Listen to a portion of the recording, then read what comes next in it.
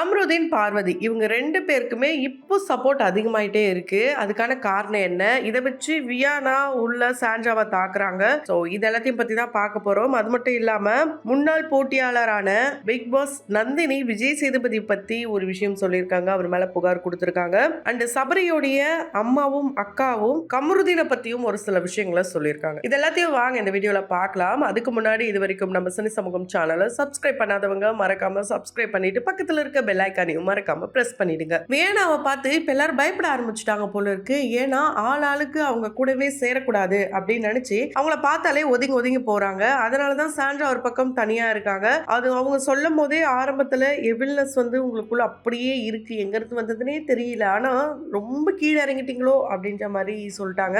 விக்ரம நல்ல சரமாரியான கேள்விகள்லாம் கேட்டாங்க. இப்படி நினைச்ச மாதிரி மனசுல உள்ள பாரமே இறங்கிடுச்சுமா அப்படின்னு சொன்னாலும் உள்ள திவ்யா மட்டும் தனியா வேலை பாக்குறாங்களே, நீங்க ஏன் கூட போய் சேர்ந்து பண்ணலாம் அப்படின்ட்டு வியானா வெளியே உட்காந்துட்டு இருக்க சாண்ட்ரா கிட்ட கேட்கும் போது நீ வேணா போய் பண்ணு அப்படின்ட்டு அவங்களும் சொல்றாங்க. ஹலோ, நான் இங்க வந்திருக்க ஒரு கெஸ்ட், நான் வெளியே போயிட்டேன், நீங்க தானே இப்ப இங்க இருக்கீங்க, வந்தவங்களை நீங்க தானே கவனிக்கணும், எனக்கே ஒரு ஆர்டர் போடுறீங்க, இந்த மாதிரி என்ன ஓவர் பர்ஃபார்மன்ஸ் எல்லாம் என்கிட்ட வேணாம், நீங்க என்ன பண்ணீங்கன்றது எனக்கு தெரியும், இப்படிதானே சீரியல்ல டிராமா பண்ற மாதிரி உள்ளேயும் ஒவ்வொருத்தருக்கிட்டயா டிராமா பண்ணி பண்ணி பண்ணி ஊரை ஏமாத்தி உள்ள இருந்தவங்களை வெளியே அனுப்பிச்சிட்டீங்க, இப்படிப்பட்ட ஒரு பொழப்புலாம் எதுக்கு உங்களுக்கு, ஊர்கேள்வின்னு வாங்கல, அது நீங்க தான், இந்த மாதிரி ஒரு நாட்டுக்கு ஒரு ஊர்கேள்வி இருந்தா அந்த ஊரே நாசமா போயிடும், ஒரு ஏஜ் மெச்சூரிட்டியும் கிடையாது, பேச்சிலையும் மெச்சூரிட்டி கிடையாது, இப்படி ஈவில்னஸ் உங்களுக்குள்ள அப்படி இருக்கு, இந்த ராட்சசன் படத்துல வர மூஞ்சி மாதிரி தான் இருக்கு, அந்த கிறிஸ்டோபர் மூஞ்சி தான் நீங்க, அந்த மாதிரி ஒரு மூஞ்சை வச்சுக்கிட்டு தான் இங்க எல்லா வேலைகளையும் பண்றதுன்ட்டு ஓப்பனாவே பேசியிருக்காங்க. உள்ளேயும் போயிட்டு வியானா புலம்புறாங்க.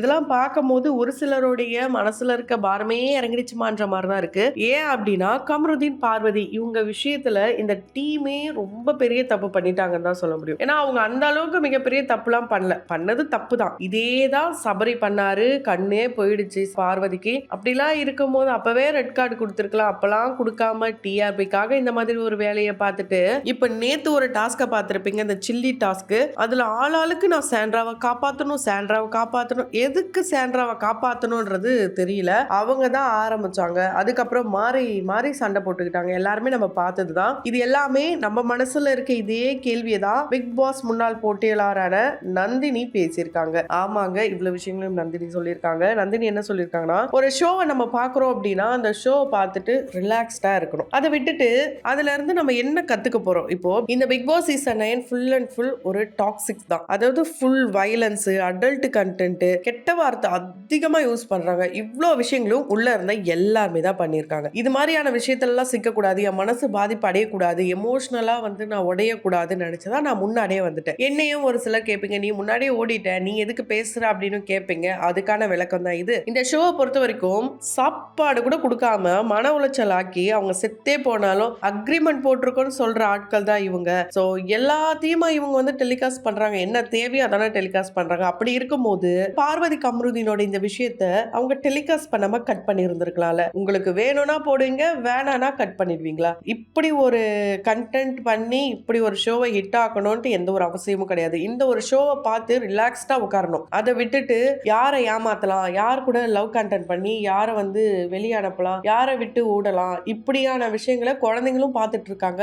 அக்ரிமெண்ட் போடும் போதே கண்டென்ட் சொல்லி தானே போடுறீங்க, அந்த கண்டென்ட்டை பார்வதியும் தான் பண்ணாங்க. இதுல என்ன தப்பு இருக்கு, பார்வதி பண்ணதுல தப்பே கிடையாதுன்ட்டு ஓப்பனா சொல்லியிருக்காங்க. மென்டல் சேஃப்டி அப்படின்றது ரொம்ப ரொம்ப முக்கியம், அது இந்த ஷோல கண்டிப்பா கிடையாது. இதெல்லாம் தெரிஞ்சுதானே அக்ரிமெண்ட் போட்டு தானே வந்தீங்கன்னு கேட்டா ஆமா, சூழ்நிலை அண்ட் ஃபேமஸ் எல்லாமே காரணம் தான். அதுக்காக நிறைய விஷயங்கள்லாம் பண்ணலாம். இந்த ஒரு ஷோ மூலமா நிறைய நல்ல விஷயங்களும் காட்டலாம். கான்ட்ரவர்சி வேணும்னா அது வேற விதமா கூட கான்ட்ரவர்சியில கொண்டு போகலாம். அதை விட்டுட்டு ஃபுல் அண்ட் ஃபுல் 18+ கண்டென்ட், அடிதடி சண்டை இப்படியே இருந்தா அதெல்லாம் செட் ஆகாது. அண்ட் இன்னொருத்தவங்களுடைய வாழ்க்கையை அழிச்சிட்டு தான் நம்ம மேல வரணும்ன்ற எண்ணத்தை இந்த ஷோ மூலியமா புகுத்திருக்காங்க. அதை தான் இப்போ கம்ருதீன், பார்வதியுடைய வாழ்க்கையை அழிச்சிட்டு அவங்க சாண்ட்ராவை மேல கொண்டு வந்திருக்காங்கன்ட்டு ரொம்ப ஆக்ரோஷமாவே பேசியிருக்காங்க. குறிப்பா விஜய் சேதுபதி சாரை பத்தியும் சொல்லியிருக்காங்க. அவரு கண்டஸ்டன்டாவே பாக்குறதே கிடையாது, அவங்களுக்கு ஒரு மதிப்பு இல்ல, மரியாதை இல்ல, எழுந்து நம்ம ஏதாவது ஒரு கருத்து சொல்ல வந்தனா கூட உட்கார் போதும் போதும் அப்படின்னு சொல்றது, பணத்துக்காக தானே வந்திருக்கீங்கன்ட்டு ரொம்ப கேவலமா பேசுறது, ஏன்னா நானும் பணத்துக்காக தான் வந்திருக்கேன்ட்டு. சோ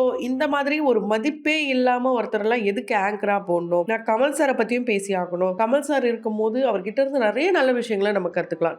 தப்பு பண்ணாதவங்க யார் இருக்காங்க, தப்பு பண்ணாதான் நம்ம திருந்தி வாழ முடியும். அப்படி தப்ப அழகா நமக்கு எடுத்து சொல்றது கமல் சார் தான். அவர் இருந்திருந்தா நல்லா இருந்திருக்குமோ, இந்த மாதிரி ஒரு விஷயம் நடக்காம இருந்திருக்குமோ அப்படின்றத ரொம்ப ஓப்பனா பேசியிருக்காங்க. உண்மையாலே இதுக்கு ஒரு தைரியம் வேணும். அந்த தைரியம் நந்தினிக்கு இருக்குன்னு ரொம்ப நாளா தெரியும். அவங்களுக்கு வாய்ப்புகளும் வரல, அதையும் சொல்லி புலம்பிருக்காங்க. இன்னொரு விஷயத்த ரொம்ப ஸ்ட்ராங்கா சொல்லியிருக்காங்க. பார்வதி மட்டும் இந்த மாதிரியான கண்டென்ட்லாம் கொடுக்காம இருந்திருந்தா இந்த ஷோ ரன் ஆயிருக்குமா? இருக்கிறதுலே மோசமான ஷோனா பிக் பாஸ் சீசன் 9 தான் நான் சொல்லுவேன். ஆனா அந்த ஷோவையும் அடுத்த லெவல் கொண்டு போனது இப்பயும் பார்வதி தான். அதனால நான் பார்வதிக்கு தான் சப்போர்ட் பண்ணுவேன்ட்டு ஓபன் ஸ்டேட்மெண்ட் கொடுத்திருக்காங்க. இது வந்து அவங்க பண்ணது தப்புனா அப்ப ரூலை பிரேக் பண்ணது இந்த சேனலும் இந்த டீமும் தான். அப்ப அவங்க மேலயும் ஆக்ஷன் எடுக்கலாம்ட்டு சர மாதிரியான கேள்விகள் கேட்டிருக்காங்க. உண்மையாலே யாரெல்லாம் பார்வதி கமருதீனுக்குலாம் சப்போர்ட் பண்றாங்களோ அவங்களுக்கு இந்த வீடியோ ரொம்ப ரொம்ப பிடிச்சிருக்கும். அண்ட் சாண்ட்ராக்கும் நிறைய பேர் சப்போர்ட் பண்றாங்க. ஒருவேளை அவங்க டைட்டில் வின் பண்றதுக்கான வாய்ப்புகள் இருக்கு அப்படிலாம் கூட டாக்ஸ் போயிட்டு இருக்கு. இந்த வாரம் எவிக்ஷன் ப்ராசஸ் இருக்கு அப்படின்னும் போது யார் எவிக்ட் ஆவாங்கன்றது தெரியல.